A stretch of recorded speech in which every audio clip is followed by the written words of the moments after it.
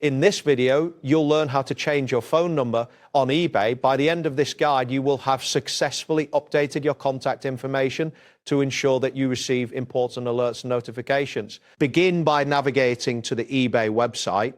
Once the page loads, locate the sign in button, usually found in the upper right corner. Click on it to proceed to the login screen where you will enter your account credentials. After entering your username and password, click the sign in button to access your account. Once you are logged in, find the account settings option.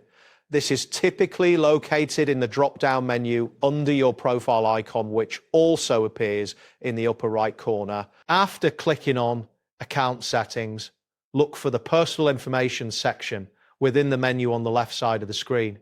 Here you will see your registered phone number displayed along with other personal details.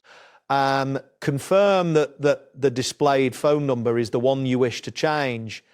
It is important to ensure that you have access to the new phone number you intend to use. Next, locate the Edit button number field. Clicking this button will allow you to enter your new phone number accurately. Make sure to include the correct country code, as this is crucial for verification. After entering your new phone number, you will need to verify it. eBay will send a one-time password or OTP to the new number. Check your phone for the OTP message and enter the code in the verification field provided on the website. Double-check your entry for any typing mistakes to avoid issues with verification. Once you have successfully verified your new phone number, look for the Save button to update your information. After you click Save, a notification should appear confirming that your phone number has been updated successfully. If you have two-factor authentication enabled, you may need to test the login verification to ensure everything is functioning correctly.